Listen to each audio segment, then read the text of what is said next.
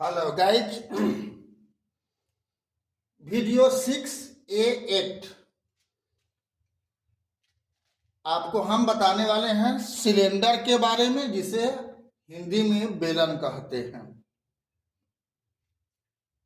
तो पहले बेलन का परिभाषा आपको हम बता दें।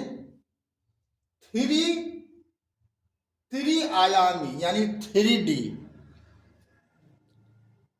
डी मतलब होता है डायमेंशन, बीमा, उसी को हिंदी में बोलते हैं थ्री यानी 3 आयामी। वैसी वस्तु जिसमें दो समांतर और समान त्रिज्या वाला वृत्तीय आधार हो और उसकी लंबाई भी आधारों के अनुरूप घुमावदार सतहों वाला हो, बेलन कहलाता है। ठीक है, तो परिभाषा समझ गए। तो इसमें दो आधार होता है, और दोनों आधार कैसा होता है? वृत्ताकार होता है। जैसा कि आप देख रहे हो, यहाँ पर ये भी वृत्ताकार आकार है और नीचे भी वृत्ताकार है। और जितना वृत्त का त्रिज्या होता है नीचे, वही त्रिज्या समान रूप से आगे बढ़ता है, घुमावदार रहता है, समान रूप से रहता है। ये नहीं कि अभी नीचे का त्रिज्या अलग हो गया, ऊपर का त्रिज्या अलग हो गया, बीच का अलग हो गया। सब जगह समान रूप का त्रिज्या होता है पूरे लंबाई में। ठीक है, तो दो आधार होता है। तो आधार होता है वृत्तीय, तो उसका परिमिति क्या होगा? 2πr एक आधार का। और क्षेत्रफल क्या होगा? πr², जो वृत्त का होता है।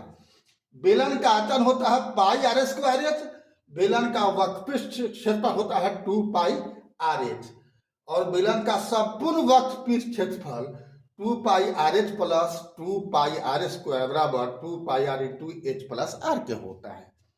अब इस पर हम बारी बारी से चर्चा करते हैं। शॉर्ट में मैंने जो यहाँ पर है सो, और इतनी ही बात आपको जाननी है बेलन के बारे में। इतनी बात अगर समझ गए, याद है, तो बेलन से संबंधित या और कहीं मिक्सचर रूप में कोई सवाल है तो आप इसको खुद डील कर लोगे। तो अब हम बात करते हैं, अभी भी अगर आप नहीं समझ पाए बेलन के बारे में, तो आपको हम उदाहरण दे रहे हैं। आप पुलिया लगते हुए देखा होगा रोड में, बम्मा जिसको बोलते हैं, है ना? बम्मा रोड में, जिससे पानी इधर उधर जाता है। तो अब तक खैर नया जमाना हो गया, तो जहाँ तहाँ अब ईंट वगैरह से बन जाता है, लेकिन पहले बम्मा का प्रयोग ज़्यादा होता था, अब बहुत कम होता है। देहाती क्षेत्र में अभी भी होता है। तो गोल, उसको आप देख रहे हो, वही बेलन है। ठीक है ना? अगर न देख रहे हो तो सब कोई के घर में हमारे ख्याल से चकला बेलना तो होगा। तो बेलना देख लो, वही बेलना क्या है? बेलन है। लेकिन अब मुठरी अलग बेलन है, उसमें दो पात में रहता है। तो अब जिसे रोटी बेलाता है, वो पात को अगर हम हटा दे घुंडी को, तो वो क्या है? वो भी है कि बेलना ही है। उसी के नाम पर शायद इसका बेलन नाम पड़ा है। ठीक है, समझ गए होगे। जग देख रहे हो, अगर जग ऊपर नीचे बराबर त्रिज्या वाला है, वृत्ताकार है, तो वो भी आपको बेलना की बात है। तो इस प्रकार का टाइप का यही बेलना हो गया। कोई सिक्का ले लो, एक ही प्रकार का सिक्का जिसका साइज एक के हो, उसे एक दूसरे पर बैठा दो, तो वो भी क्या हो जाएगा? बेलनाकार ही हो जाएगा, वो भी बेलन बन जाएगा। ठीक है, तो आप देखो, परिमिति 2πr है, क्षेत्रफल πr² है। किसका? आधार का। बेलन का आयतन क्या हुआ है? बेलन का आयतन की बात करोगे, यानी किसी भी वस्तु में जब पानी जो आता है, जगह छेकता है, उसी को ना आयतन बोलते हैं। तो वृत्त का क्षेत्रफल में h गुना हो गया है।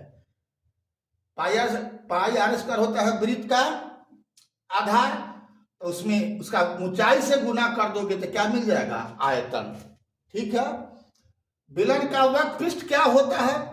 तो वक्रपृष्ठ जो होता है, परिधि देख रहे हो, खाली कोर वृत्त का, ये वृत्त का परिधि, तो इसी का जितना लंबाई तक गया होगा, तो इसका होता है 2πr, यानी वृत्त का परिधि होता है 2πr, और ऊंचाई इसका जितना लंबा गया होगा उसमें इससे गुना कर दो तो 2πr क्या हो जाएगा, बेलन का वक्रपृष्ठ हो गया। तो बर्मा के चारों तरफ का हो गया, इसी को कहते हैं वक्रपृष्ठ। बर्मा का चारों तरफ का, जिसमें अभी ई आधार और ई आधार अभी बाकी है।